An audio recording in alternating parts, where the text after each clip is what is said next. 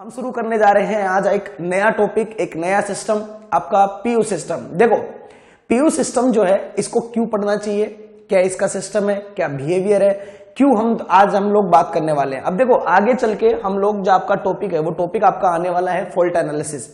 तो हम symmetrical fault, unsymmetrical fault, उनमें फ्लो होने वाली करंट्स, उनके वोल्टेज, उन सब के बारे में हम लोग बात करने वाले हैं। मतलब थोड़ा सा हमारा कैलकुलेशन वाला काम हमारा अब आने वाला है। स्विच गियर एंड प्रोटेक्शन जो था वो आपका मोस्ट प्रोबेबली पूरा का पूरा एक थ्योरेटिकल टॉपिक था, लेकिन यहां पे आपको कैलकुलेशंस भी करनी पड़ेगी।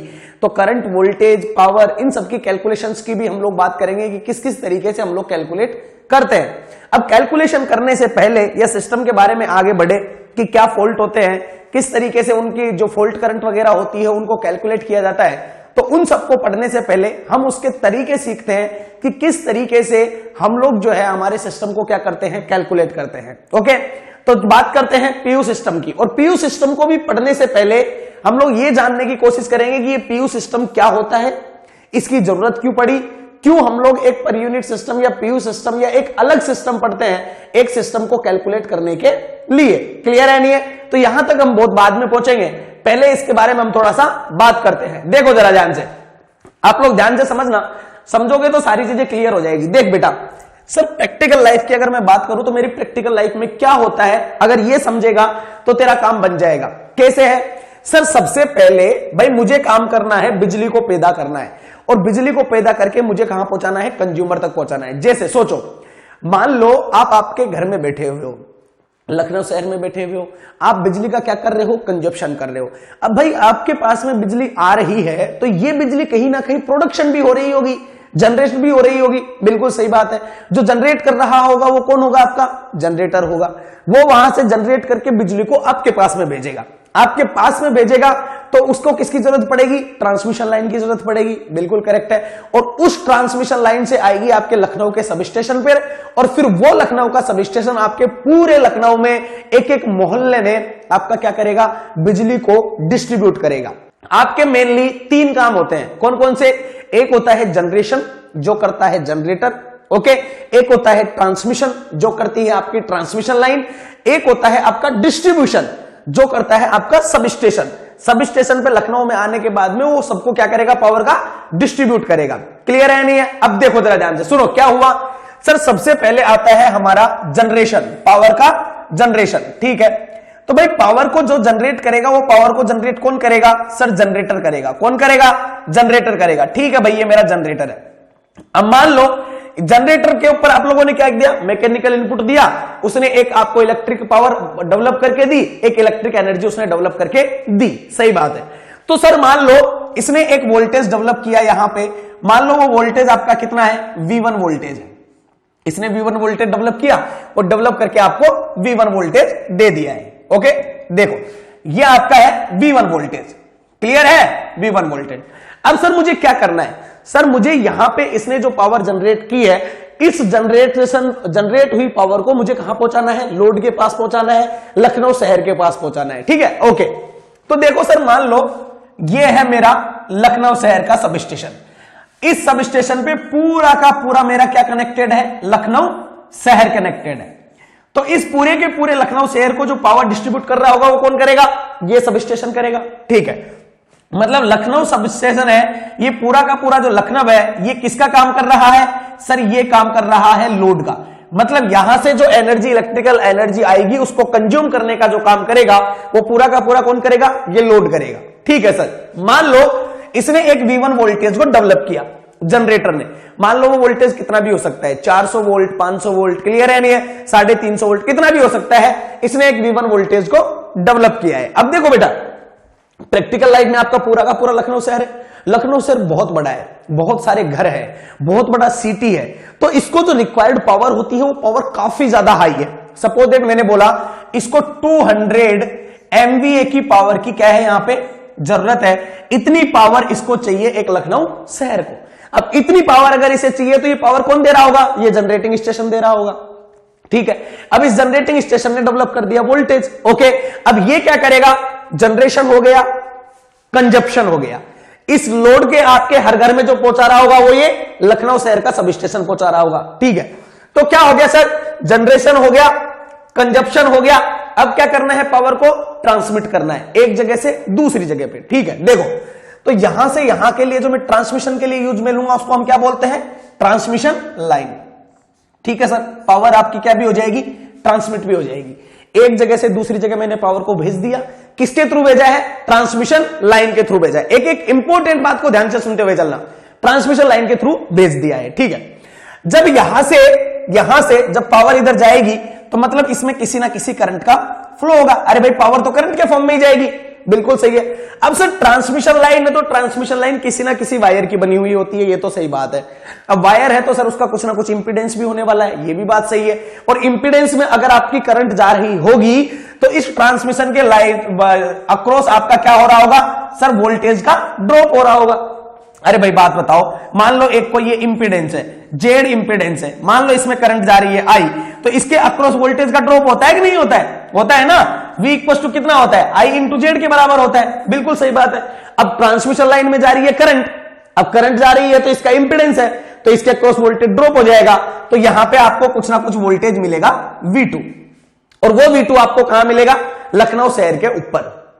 क्या सर प्रैक्टिकल लाइफ में हमारा ट्रांसमिशन ऐसा ही है क्या, बेटा तूने जनरेशन कर लिया, तूने ट्रांसमिशन कर लिया और तूने पहुंचा दिया कहां, लोड के पास में। अब जरा ध्यान से समझ, सपोज दैट एग्जांपल लेता हूं, सपोज दैट ये V1 वोल्टेज जो इसने डेवलप किया था, मान ले ये V1 वोल्टेज तेरा 400 वोल्ट था, ठीक है, और यहां रिक्वायर्ड पावर कितनी थी, 200 MVA। तो करंट की अगर मैं बात करूं तो सर थ्री फेज के लिए, थ्री फेज सिस्टम के लिए जो पावर होती है एस होता है सर, वो मेरा होता है 3 times V phase I phase होता है। सर अगर एक फेज में जाने वाली अगर मैं करंट की बात करूं तो अगर मैं I फेज निकालूं तो सर ये S divide by 3 times of V phase हो जाएगा। और सर S की वैल्यू, रिक्वायर्ड वैल्यू मुझे 200 MVA है और वोल्टेज मेरा कितना है, सिर्फ 400 वोल्ट है। तो अगर इसको मैं काटूंगा तो सर 1/2 डिवाइड बाई 1/3 MVA, मतलब 10 की पावर 6 के फॉर्म में मेरी क्या आ रही है, करंट आ रही है। क्या ये फ्लो होने वाली करंट मेगा एम्पियर में है या नहीं है, या हो सकता है अगर लोड कम हो, केवीए में आपका लोड हो तो करंट होगी वो किलो एम्पियर्स में होगी या नहीं होगी, बिल्कुल सही बात है। तो सर अगर मैंने इसको इस तरीके से ट्रांसमिट किया तो मुझे क्या पता लगा, मुझे ये पता लगा कि इस ट्रांसमिशन लाइन में ये जो फ्लो होने वाली करंट है, ये फ्लो होने वाली करंट की वैल्यू काफी ज्यादा क्या आ रही है, हाई आ रही है। क्या आ रही है, हाई आ रही है। सर किलो एम्पियर्स में, मेगा एम्पियर्स में बहुत ज्यादा करंट है। अरे सर ज्यादा करंट है तो क्या प्रॉब्लम हुई, कोई बात नहीं है, ट्रांसमिट ही तो करनी है, चले जाएगी। नहीं, प्रॉब्लम है। क्या प्रॉब्लम है सर, ये ट्रांसमिशन लाइन है और ये कोई छोटी मोटी नहीं है। ये ट्रांसमिशन लाइन आपकी 80 किलोमीटर, 90 किलोमीटर, 150 किलोमीटर, 200 किलोमीटर हो सकती है, क्योंकि जरूरी थोड़ी है लखनऊ शहर में ही आपकी बिजली बन रही है, भाई कहीं बाहर से आ रही होगी, सही बात है, तो ये काफी लंबी होगी, सही बात है। अरे सर ये किसी ना किसी वायर की बनी हुई है, बिल्कुल करेक्ट है। तो सर अगर कोई ना कोई वायर होता है ना, तो वायर में एक चीज जरूर होती है, और वो क्या होता है, उसका रेजिस्टेंस। मतलब सर इस वायर का भी तो रेजिस्टेंस होगा, ट्रांसमिशन लाइन का भी तो रेजिस्टेंस होगा, बिल्कुल क्लियर है बेटा, ट्रांसमिशन लाइन का रेजिस्टेंस तो होगा। अब अगर मान लो इस ट्रांसमिशन लाइन में करंट जा रही है आई, तो क्या ये रेजिस्टेंस जो होगा क्या ये लॉस नहीं करेगा क्या, बिल्कुल लॉस करेगा। कितने लॉस करेगा sir, I square R loss करेगा। अब बता, अगर इस करंट की वैल्यू तेरी किलो एम्पियर्स में है, अगर इस करंट की वैल्यू बहुत ज्यादा हाई है, तो क्या ट्रांसमिशन लाइन में होने वाले लॉसेस बहुत ज्यादा नहीं हो जाएंगे, बिल्कुल हो जाएंगे सर। अब एक बात बता बेटा, तूने यहां पे कोई पावर को जनरेट किया, अब जनरेट करके तेरा मकसद था कि वो तेरी पावर कहां पहुंचे, लोड के पास में। भाई लोड को सेटिस्फाई कराना है तो हमारा काम था, सही बात है। लेकिन पता लगा कि जब मैंने ट्रांसमिशन लाइन में होते हुए उस पावर को भेजा, तो इस ट्रांसमिशन लाइन में हाई करंट होने की वजह से बहुत जबरदस्त लॉस हो गए। अरे यार तूने तो भेजा था कि लोड को सेटिस्फाई करो, लेकिन रास्ते में ही इतना ज्यादा लॉस हो रहा है, रास्ते में ही इतना ज्यादा लॉस हो रहा है, तो क्या करूं मैं, अरे मैं क्या करूं, यहां से अगर मैंने 200 MVA के मान लो पावर पहुंचानी थी, जब पहुंचाने की कोशिश की तो मान लो 100 MVA का या 100 मेगावाट का यहां पे क्या हो गया, लॉस हो गया। तो बताओ यहां से कितनी एनर्जी जाएगी सर, बहुत जबरदस्त एनर्जी भेजनी पड़ेगी। अब बताओ ये लॉस जो हुए क्या करेंगे, हीट डेवलप करेंगे, एनवायरमेंट में चले जाएंगे, कोई काम आए क्या आपके, नहीं। मतलब आपने इतनी मेहनत करके एक जनरेटर से एनर्जी को जनरेट किया है, और वो एनर्जी जो जनरेट हुई है वो लोड के पास भी पूरी नहीं पहुंच के आधी से ज्यादा तो क्या हो रही है, लॉस के रूप में, हीट के रूप में ट्रांसमिशन लाइन से डिसिपिएट हो जा रही है, तो क्या वो यूजफुल हुई? क्या नहीं हुई। मतलब सर जनरेशन ठीक है, डिस्ट्रीब्यूशन ठीक है, लेकिन ट्रांसमिशन लाइन में मैं डायरेक्ट करंट को नहीं भेज सकता, क्योंकि मेरे सिस्टम में क्या हो जाएंगे, बहुत ज्यादा लॉस हो जाएंगे। ये समझ में आया? समझ में आया? बिल्कुल बिल्कुल सही है। तो सर इन लॉसेज को मैं कम कैसे कर सकता हूं? देखो, वायर तो मुझे यूज में लेना ही पड़ेगा, ट्रांसमिशन करना है। अब मुझे पावर को ट्रांसमिट करना है, तो ट्रांसमिशन लाइन में से तो करंट जाएगी जाएगी, ये भी बात सही है। मुझे क्या कर सकता हूं सर? मैं कुछ ऐसा कर सकता हूं कि अगर मान लो इस ट्रांसमिशन लाइन में फ्लो होने वाली करंट की वैल्यू को मैं कम कर दूं। क्या कर दूं? अगर मैं इसे कम कर तो I2R लॉस के अकॉर्डिंग मेरे लॉसेस थोड़े क्या हो सकते हैं, कम हो सकते हैं। किस तरीके से करते हैं, ध्यान से सुनो। क्या करना है सर? अब देखो सर, मुझे ये तो पता लग गया कि सबसे पहले मुझे क्या करना है, पावर को जनरेट करना है। अब मैं पूरा डायग्राम बना रहा हूं, ध्यान से समझ लेना। तो ये मुझे पावर को करना है जनरेट करके इसने यहां पे बस बार है, इस बस बार पे इसने मुझे क्या दिया, एक वोल्टेज दिया V1, ठीक है। अब सर अगर इस वोल्टेज से मैं डायरेक्ट पावर का ट्रांसमिट करूंगा तो मेरी ट्रांसमिशन लाइन में करंट होती है बहुत ज्यादा, जिसकी वजह से मेरे क्या बढ़ जाते हैं, लॉसेज बढ़ जाते हैं। सही है। तो सर ट्रांसमिशन लाइन में करंट को मुझे करना है कम, लेकिन पावर मुझे पूरी की पूरी ट्रांसमिट करनी है। मतलब पावर में कोई चेंज ना हो और वोल्टेज या करंट की वैल्यू को अप या ज्यादा कर दे। ऐसा करने वाली सिर्फ एक डिवाइस होती है, उस डिवाइस का नाम होता है आपका कौन, ट्रांसफॉर्मर। सही बात है नहीं है भाई? ट्रांसफॉर्मर क्या करता है? ट्रांसफॉर्मर प्राइमरी साइड से सेकेंडरी साइड जाने पर वोल्टेज या करंट की वैल्यू को अप करता है या डाउन करता है। यही काम करता है कि नहीं करता है? बिल्कुल सही बात है। अब देखो, तो सर मैं यहां पे क्या यूज में ले सकता हूं, एक ट्रांसफॉर्मर यूज में ले सकता हूं। बिल्कुल सही बात है। ये मैंने लगा दिया यहां पे एक ट्रांसफॉर्मर, ये मैंने लगा दिया यहां पे क्या, ये हो गया आपका एक ट्रांसफॉर्मर, ठीक है। सर इस ट्रांसफॉर्मर का काम मुझे क्या करना है? अगर मान लो यहां पे आप V1 वोल्टेज दोगे तो यहां पे आपको वोल्टेज मिल गया, मान लो आपका V2 मिल गया। सही बात है कि नहीं है? ओके सर, ये ट्रांसफॉर्मर से मुझे क्या करना है भाई? इसके बाद में आपको क्या लगाना है? ट्रांसमिशन लाइन लगानी है। क्या लगानी है? ट्रांसमिशन लाइन लगानी है। अब प्रॉब्लम क्या आ रही थी? ट्रांसमिशन लाइन में लॉस बहुत ज्यादा हो रहे थे क्योंकि करंट बहुत ज्यादा थी, यही था ना। तो इस ट्रांसफार्मर का पर्पज क्या होना चाहिए कि ये यहां ट्रांसमिशन लाइन में फ्लो होने वाली करंट जो है, ये जो करंट है ट्रांसमिशन लाइन की, इस करंट को ये क्या करे, डिक्रीज करे। मतलब आपको ऐसा ट्रांसफार्मर बनाना है जो प्राइमरी साइड से सेकेंडरी साइड जाने पर करंट की वैल्यू को क्या कर दे, कम कर दे। मान लो इसके नंबर ऑफ टर्न्स है आपके N1:N2, ठीक है। अगर मान लो यहां से आने वाली करंट है, ये आपकी जनरेटर की करंट है, I ऑफ G बोल देता हूं, ये आपकी ट्रांसमिशन लाइन की करंट है। अगर इन दोनों के बीच में मैं रिलेशन देखूं तो बीच में कौन आ रहा है, ट्रांसफार्मर आ रहा है। तो क्या रिलेशन होना चाहिए कि सर अगर मैं सेकेंडरी साइड की current I of transmission line और अगर मैं I ऑफ G में अगर मैं रिलेशन देखूं तो क्या होगा सर, ट्रांसफार्मर में क्या होता है, I2/I1 इक्वल टू क्या होता है सर, N1/N2, ठीक है। तो सर ये हो जाएगा मेरा N1/N2 के बराबर। मुझे करना क्या है सर, इस I ऑफ ट्रांसमिशन लाइन को मुझे क्या करना है, रिड्यूस करना है। तो ये वैल्यू होनी चाहिए आपकी रिड्यूस। तो N1/N2 में आपके नंबर ऑफ टर्न्स को मैं किस तरीके से रखूं कि I ऑफ ट्रांसमिशन लाइन की वैल्यू I ऑफ G से क्या हो जाए, कम हो जाए। मतलब अगर आपको बात करो तो आपको करना यह है बेटा कि I ऑफ ट्रांसमिशन लाइन क्या हुआ कि N1/N2 multiply with I of G के बराबर हुआ है। इसकी वैल्यू को क्या करना है, बहुत कम करना है, रिड्यूस करना है, I ऑफ G से कम करना है। तो सर N1/N2 का जो रेशियो होना चाहिए ना, वो 1 से कम होना चाहिए। या आप क्या बोल सकते हो, आप ये बोल सकते हो कि सर प्राइमरी साइड के नंबर ऑफ टर्न जो है वो सेकेंडरी साइड के नंबर ऑफ टर्न से काफी ज्यादा क्या होने चाहिए, कम होने चाहिए। मतलब इसके लिए क्या रिजल्ट निकल के आया, वो रिजल्ट निकल के ये आया सर कि यहां पे जो है मेरे N1 नंबर ऑफ टर्न्स है वो काफी ज्यादा कम होने चाहिए, किससे, N2 से। निकल के आया नहीं है? अरे अगर किसी ट्रांसफार्मर में अगर प्राइमरी साइड के नंबर ऑफ टर्न्स कम होते हैं, सेकेंडरी साइड के नंबर ऑफ टर्न्स ज्यादा होते हैं, तो उसे हम कौन सा ट्रांसफार्मर बोलते हैं, स्टेप अप ट्रांसफार्मर। मतलब वो क्या करेगा, वोल्टेज की वैल्यू को यहां से यहां बढ़ा देगा और करंट की वैल्यू को यहां से यहां जाने पर घटा देगा। आपका पर्पज क्या था, करंट को घटाना। हुआ था नहीं हुआ था? बिल्कुल सही बात है। तो आपने यहां पे एक ट्रांसफार्मर यूज लिया और वो ट्रांसफार्मर यूज लिया आपने स्टेप अप ट्रांसफार्मर। जो आपका 400 वोल्ट था वो अब ट्रांसमिशन लाइन पे बहुत ज्यादा हाई हो जाएगा। और प्रैक्टिकल लाइफ में हमारे वोल्टेज कितने होते हैं, 11 kilo volt, 22 kilo volt, 132 kilo volt. तो सोचो एक नॉर्मल 400-500 किलो वोल्ट को तुमने 66 किलो वोल्ट बना दिया। सोचो तो कितना ज्यादा स्टेप अप किया है। क्यों किया है, क्योंकि सर मुझे करंट को कम करना था। मैं नहीं चाहता था कि मेरी ट्रांसमिशन लाइन में लॉसेज बहुत ज्यादा हो। क्लियर है नहीं है? तो हम इस करंट को क्या कर देते हैं, बिल्कुल मिनिमाइज कर देते हैं। किससे करते हैं? ट्रांसफार्मर से करते हैं। कौन सा ट्रांसफार्मर होता है? स्टेप अप ट्रांसफार्मर होता है। अब ये V2 वोल्टेज आपको काफी ज्यादा हाई मिल चुका है। अब देखो, अब इसमें होते हुए गई आपकी करंट जाएगी, ये हो गई आपकी ट्रांसमिशन लाइन। ठीक है सर, तो इस ट्रांसमिशन लाइन में थोड़े बहुत इंपीडेंस की वजह से यहां पे इस ट्रांसमिशन लाइन का क्रॉस क्या हो जाएगा, थोड़ा सा वोल्टेज ड्रॉप हो जाएगा। ठीक है, यहां पे जाके आपको वोल्टेज मिल गया V3।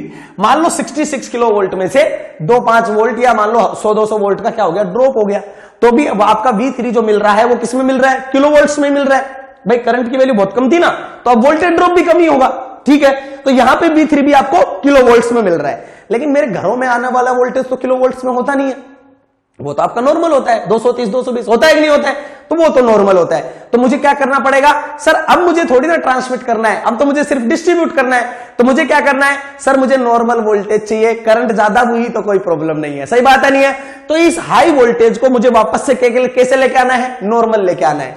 तो मैं फिर से यहां पे क्या करूंगा, एक ट्रांसफार्मर का यूज में लूंगा। मैंने फिर से यहां पे क्या लिया, एक ट्रांसफार्मर यूज में लिया।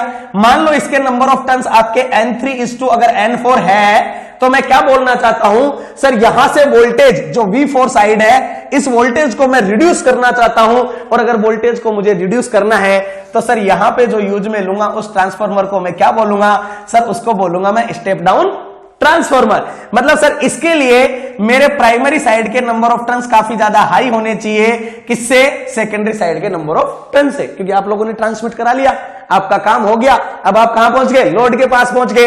और यहां से इस तरीके से जाके आप पहुंच चुके हो किसके पास में, लोड के पास में। और ये लोड यहां से आपका आ गया लखनऊ शहर, और ये लखनऊ शहर को ये क्या कर देगा, पावर का डिस्ट्रीब्यूट कर देगा।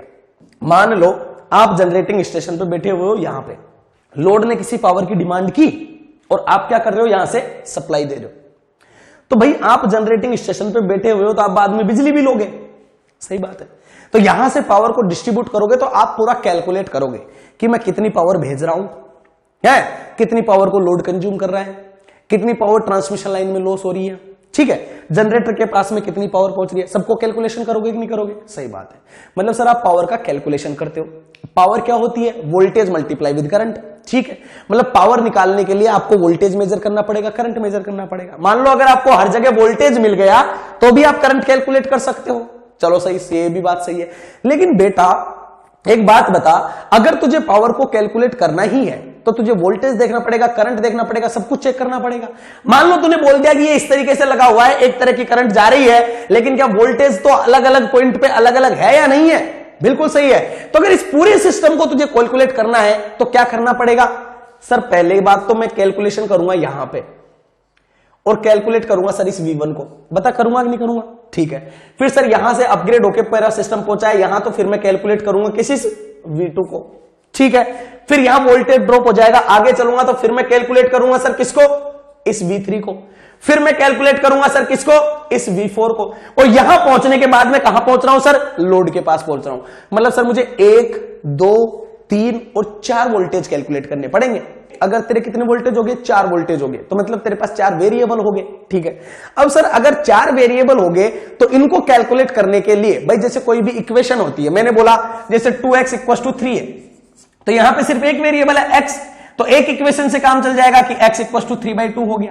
ठीक है, मैंने बोल दिया जैसे x + y = 2 है, तो क्या इसमें x और y की वैल्यू निकाल सकते हो क्या? नहीं सर, यहां 2 वेरिएबल है, x है y है, तो मुझे कम से कम 2 इक्वेशन चाहिए। तो मान लो मैंने बोल दिया 2x - y = 3, तो अब 2 इक्वेशन हो गई। अब आप x और y की वैल्यू को निकाल सकते हो।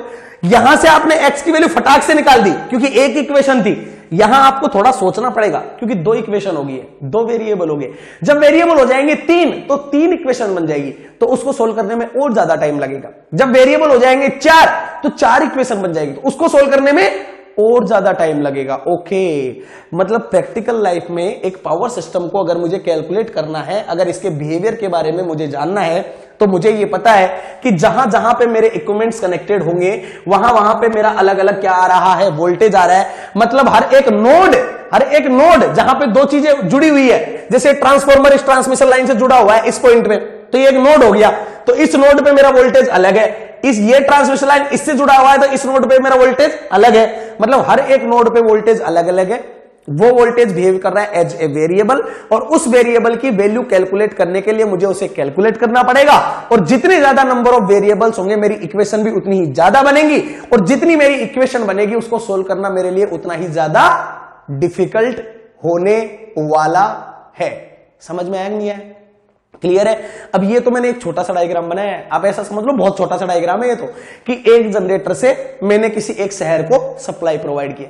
क्या सर ऐसा ही होता है? क्या नहीं बेटा, इतना सिंपल नहीं होता, बहुत डिफिकल्ट होता है। कैसे? जनरेटिंग स्टेशन से पावर आई, एक सब स्टेशन पे गई, उस सब स्टेशन ने आगे भेज दी, आगे ने तीसरे को दे दिया, तीसरे ने चौथे को दे दिया। मतलब पूरा का पूरा प्रैक्टिकल लाइफ में जो पावर सिस्टम होता है ये एक तरीके से पूरा का पूरा नेटवर्क होता है, एक जाल होता है। जैसे आप लोगों ने किसी सब स्टेशन पे से, किसी जनरेटिंग स्टेशन पे से पावर मंगाई है लखनऊ के लिए। अब मान लो लखनऊ ने उतनी एनर्जी को कंज्यूम नहीं किया, आपके पास में बच गया, तो फिर आप उस एनर्जी को क्या करोगे? तो आपका लखनऊ शहर भी किसी दूसरे से कनेक्टेड होगा। आपके पास अगर ज्यादा एनर्जी है तो आप उसको आगे दे दोगे। मान लो आपके पास एनर्जी की कमी हो गई, आपको ज्यादा एनर्जी की रिक्वायरमेंट है, लेकिन जनरेटर उतनी भेज नहीं रहा है, तो आप क्या करोगे? किसी दूसरे से डिमांड भी करोगे। सही बात है नहीं है? तो यही नहीं होता कि जनरेटर डायरेक्ट लोड से लगा हुआ है, ये भी आगे कहीं कनेक्टेड होगा, ये भी कहीं दूसरी जगह भी कनेक्टेड होगा। तो मतलब ये पूरा का पूरा जाल होता है। अरे सर मैंने तो एक नॉर्मल बनाया, उसी में मुझे 4 वेरिएबल मिल गए और मैं 4 को सोल्व करने में घबरा रहा हूं। तो अगर बहुत सारा वेरिएबल हो गया, अगर बहुत सारा आपका बड़ा एक जाल हो गया, और मान लो गलती से 15-20 वेरिएबल भी हो गए, तो 15-20 इक्वेशन को एक साथ सोल्व करना, सर मैं तो हाथ जोड़ दूंगा, मेरे से तो सोल्व नहीं होगा। सही बात है नहीं है? अरे भाई मेरे साथ सोल्व नहीं होगा, आप बोलोगे कंप्यूटर से सोल्व कर लोगे। अरे बेटा कंप्यूटर भी तो एक सोल्व करने की डिवाइस ही है, उसके लिए तू 2 वेरिएबल रखेगा, 3 वेरिएबल रखेगा। मान ले तूने 10 वेरिएबल रख दिए, तो 10 वेरिएबल तेरे लिए डिफिकल्ट है, कंप्यूटर के लिए इजी है मान ले, लेकिन तूने 100 वेरिएबल रख दिए तो फिर तो कंप्यूटर भी थोड़ा घबराने लग जाएगा, अटकने लग जाएगा। लगेगा कि नहीं लगेगा? बिल्कुल सही बात है। तो जैसे जैसे नंबर ऑफ वेरिएबल बढ़ते जाते हैं, नंबर ऑफ इक्वेशन बढ़ती जाती है, उसको सॉल्व करने की कॉम्प्लेक्सिटी बढ़ती जाती है, और उनको सॉल्व करने में लगने वाला जो टाइम है वो टाइम भी आपका क्या होता है? बढ़ता हुआ जाता है। मतलब मैं इजीली उनको क्या नहीं कर पाता हूं? कैलकुलेट नहीं कर पाता हूं। तो इस तरीके से ये नंबर ऑफ वेरिएबल के हिसाब से सोल्व करने का जो तरीका होता है, ये तरीका कहलाता है हमारा एब्सोल्यूट मेथड। कौन सा मेथड? Absolute method. ये पुराने जमाने में 1960 के आसपास तक, तब आपके प्रैक्टिकल लाइफ में कैलकुलेट करने के लिए हम लोग एब्सोल्यूट मेथड को यूज करते थे। सोचो उन लोगों के लिए कितना डिफिकल्ट होता था सबको कैलकुलेट करना। क्लियर है? तो फिर क्या हुआ? फिर एक नया मेथड हम लोग लेके आए। क्या लेके आए? एक नया मेथड लेके आए। उस नए मेथड को हम बोलते हैं पीयू मेथड। ओके, तो पीयू मेथड इसे कैसे आसान बनाएगा उसके बारे में हम लोग थोड़ी देर में अभी बात करने वाले हैं। तो सबसे पहले कि the power system contain the study about the power flow, मतलब आपका पावर फ्लो कौन कराएगा? ट्रांसमिशन एंड डिस्ट्रीब्यूशन, जनरेशन होगा और लोड होगा, कंज्यूमर होगा। सही बात है नहीं है भाई? जनरेटर पावर को जनरेट करेगा, ट्रांसमिशन का काम आपका कौन करेगा? ट्रांसमिशन लाइन करेगी, फिर वो कहां पहुंचेगा? लोड के पास में, लोड करेगा कंज्यूम। लेकिन आपके जो सब स्टेशन आता है वो सब स्टेशन फिर क्या भी करता है? डिस्ट्रीब्यूट भी करता है। तो वो डिस्ट्रीब्यूट भी किसके अकॉर्डिंग होता है? आपके शहरों में लाइट कैसे आ रही है? कि कहीं केबल के थ्रू आ रही है, कहीं छोटी मोटी ट्रांसमिशन लाइन के थ्रू आ रही है। सही बात नहीं है? तो वैसा वाला आपका बिहेवियर होता है। अब आगे चले, अब देखो और जरा। तो basically it's include the 5 component. कौन कौन से होते हैं? अल्टरनेटर होता है, पावर को जनरेट करेगा।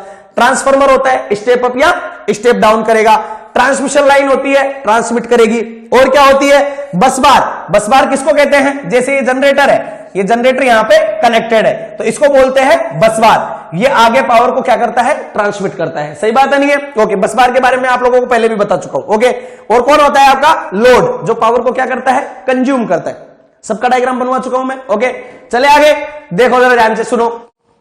मान लो ये आपका जनरेटर है, ये आपकी बस बार है, और ये आपकी क्या है? ट्रांसमिशन लाइन है, और ये इस तरीके से पावर को भेज रही है। ये डायग्राम हम देख चुके हैं, अभी मैंने बनवा दिया है आपको। ये ट्रांसफार्मर कौन सा होता है? स्टेप अप होता है। ये कौन सा होता है? स्टेप डाउन होता है। चले आगे देखो। तो to calculate the parameter of the power system we use 2 method. कौन से मेथड होते हैं हमारे पास में? 2 मेथड होते हैं। ओके, एक होता है आपका एब्सोल्यूट मेथड, ठीक है, दूसरा होता है आपका पीयू मेथड। एब्सोल्यूट मेथड के बारे में प्रॉब्लम आपको समझ में आई कि एब्सोल्यूट मेथड का मतलब है कि यहां V1 वोल्टेज, यहां V2, यहां V3 और यहां V4, 4 वोल्टेज कैलकुलेट करने पड़ेंगे। मान लो आपने बोल दिया मान लो क्वेश्चन में बोल दिया कि आपकी ट्रांसमिशन लाइन जो है वो लॉसलेस है। मान लो अगर आपने ये बोल दिया कि ये लॉसलेस है, मान लो इसके अक्रॉस वोल्टेज ड्रॉप का आपने नेग्लिजिबल मान लिया, तो आपका V2 को अगर आपने अप्रोक्सीमेटली V3 के बोल दिया, मान लो कैलकुलेशन को सिंपल बनाने के लिए, फिर भी 3 तो हो गए, 1, 2 और 3, फिर भी 3 तो हुए हैं। सही बात है कि नहीं है? बिल्कुल सही है। तो जितने ज्यादा नंबर ऑफ वेरिएबल्स होंगे उतने ही ज्यादा आपकी कॉम्प्लेक्सिटी बढ़ जाएगी, और ये किसमें होता है? एब्सोल्यूट मेथड में होता है। तो आप बोलोगे सर पीयू मेथड में क्या होता है? तसल्ली रखो, आपको पीयू मेथड समझ में आ जाएगा। आगे चलो, देखो जरा ध्यान से, ये है जैसे 1122 है, यहां पे भी 22 वोल्टेज ले लिया है। इसका क्या मतलब है?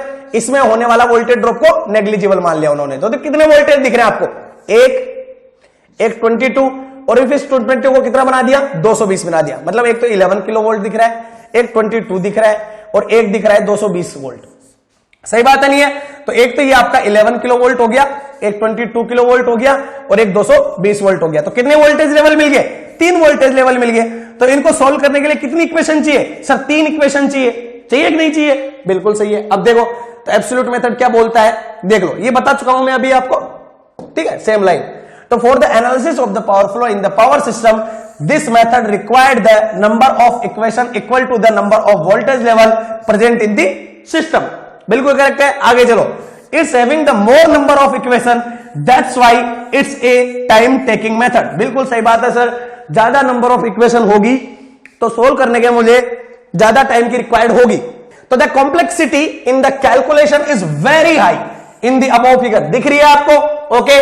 और वहां पे कितने आपके, देखो कितने नंबर ऑफ वेरिएबल दिख रहे थे, देखो 11 किलो वोल्ट था, 22 था और 220 था, मतलब 3 वोल्टेज लेवल दिख रहे थे। तो आप लोगों को कितनी इक्वेशन की जरूरत पड़ेगी? 3 इक्वेशन की जरूरत पड़ेगी उसे सॉल्व करने के लिए। आगे चलें और देखो, से due to the more number of equation the calculation complexity is higher, that's why the PU system is used.